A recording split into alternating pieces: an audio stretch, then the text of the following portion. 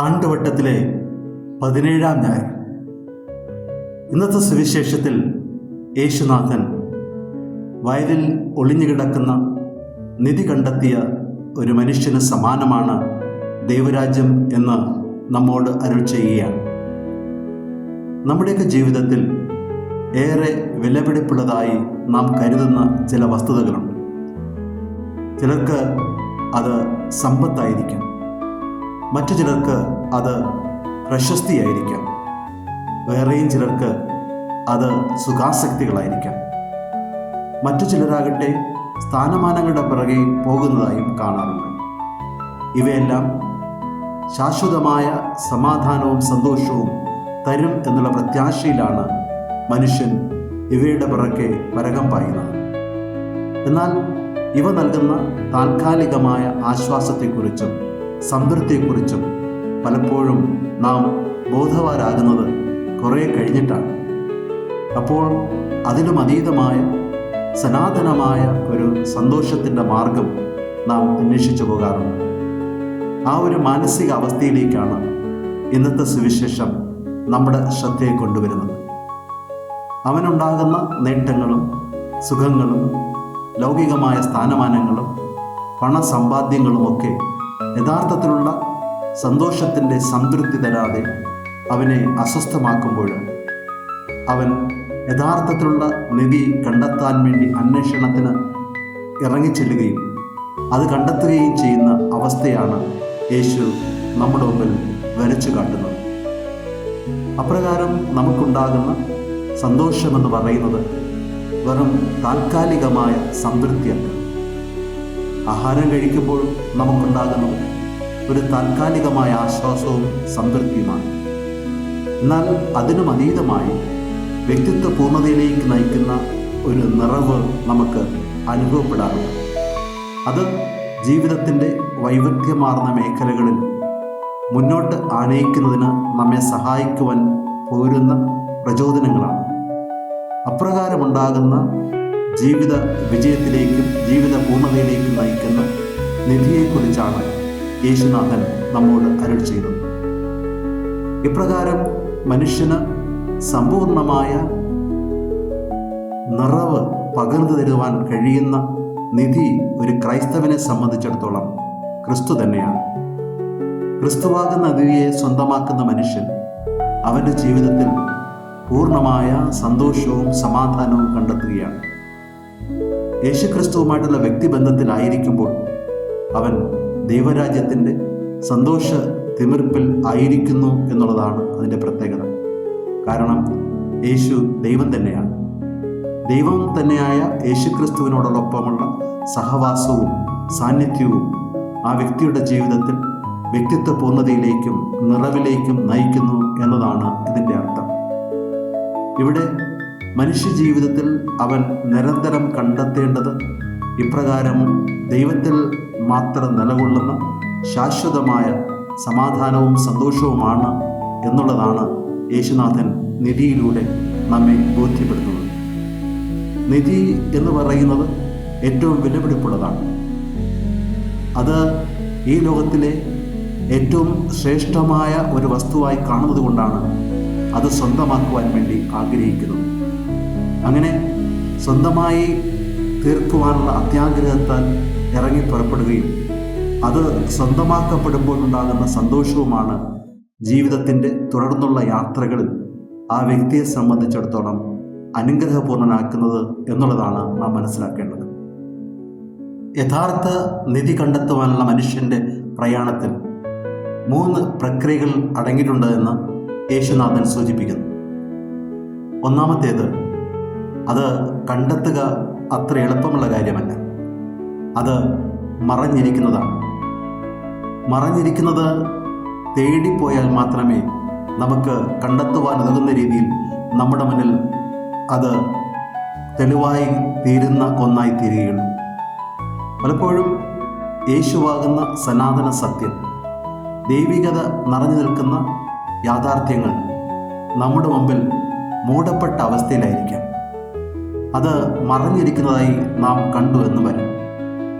പലപ്പോഴും അവയെ നാം തിരയുമ്പോൾ നിജസ്ഥിതി മനസ്സിലാക്കുവാൻ കഴിയാതെ നാം ബാഹ്യമായ പ്രതലങ്ങളിൽ അന്വേഷിച്ച് തളർന്ന് അവശരാകാറുണ്ട്. എന്നാൽ അത് കണ്ടെത്തുവാൻ നമ്മെ സഹായിക്കുന്നത് ദൈവാശ്രയബോധവും നിരന്തരം അവിടെ നിന്നുള്ള സഹവാസവുമാണ്.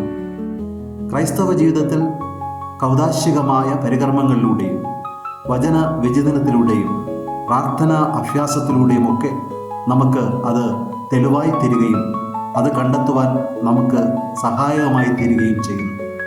ഇപ്രകാരം പരമ്പരാഗതമായി നമ്മുടെ മുമ്പിലുള്ള ഭക്താഭ്യാസങ്ങളും വിശ്വാസ പ്രവർത്തനങ്ങളും വഴി യേശുവാകുന്ന നിധിയെ കണ്ടെത്തി ജീവിതത്തെ വിജയപ്രദമാക്കണം എന്നുള്ളതാണ് ഒന്നാമത്തെ പ്രക്രിയയായി നാം മനസ്സിലാക്കേണ്ടത്. രണ്ടാമതായി, അത് സ്വന്തമാക്കുവാൻ വേണ്ടി ധാരാളം പ്രതിബന്ധങ്ങൾ നാം തരണം ചെയ്യേണ്ടതായിട്ട് വരും.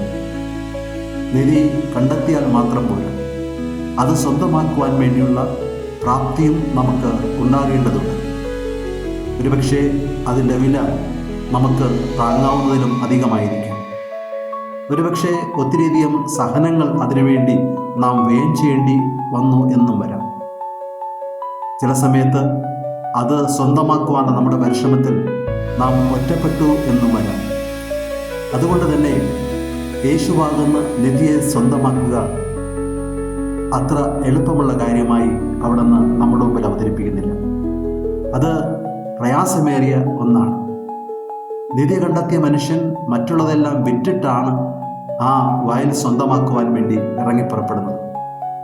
ചില സഹനങ്ങളും ഉപേക്ഷിക്കലുകളും വേണ്ടെന്ന് വയ്ക്കലുകളുമൊക്കെ യേശുവാകുന്ന നിധിയെ സ്വന്തമാക്കുവാൻ നാം ചെയ്യേണ്ടതായിട്ടുണ്ട്. അങ്ങനെ വരുമ്പോൾ മാത്രമേ യേശുവാകുന്ന നിധിയെ നമുക്ക് സ്വന്തമാക്കുവാൻ കഴിയുള്ളൂ. വിശുദ്ധ ഫ്രാൻസിസ് സേവിയർ മനോഹരമായ ദൃഷ്ടാന്തമാണ്.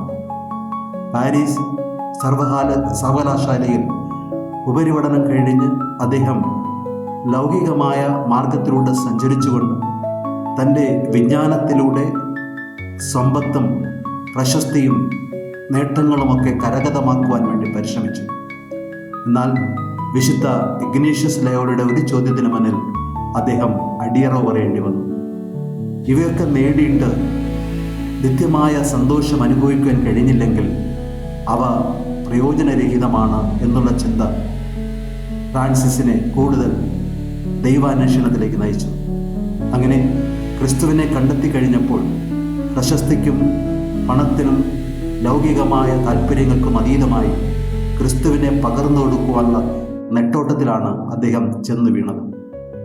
ആ തീക്ഷ്ണത താൻ സ്വന്തമായി അനുഭവിച്ച നിധിയാകുന്ന ക്രിസ്തുവിൻ്റെ സന്തോഷവും സമാധാനവും പകർന്നു കൊടുക്കുവാനുള്ള വ്യഗ്രതയിൽ അദ്ദേഹം സ്ഥലകാലങ്ങൾ മറന്നു.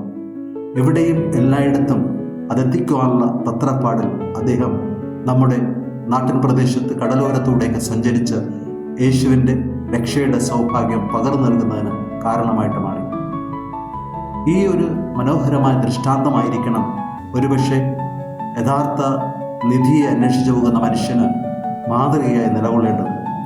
എല്ലാം ഉപേക്ഷിച്ചുകൊണ്ട് ആ നിധി സ്വന്തമാക്കുവാനും സ്വന്തമായി കഴിഞ്ഞാൽ സ്വന്തമാക്കപ്പെട്ട നിധിയെക്കുറിച്ചുള്ള സാക്ഷ്യം പകർന്നു കൊടുക്കുവാനുള്ള വ്യഗ്രത ഉള്ളിൽ നിറയുമ്പോൾ മറ്റതെല്ലാം മറന്നുകൊണ്ട് മുന്നോട്ട് പ്രയാണം ചെയ്യാനുള്ള ശക്തിയായി അത് പരിണമിക്കുന്നു എന്നർത്ഥം. മൂന്നാമത്തെ പ്രക്രിയയായി നാം കാണുന്നത് അത് തരുന്ന സന്തോഷമാണ്.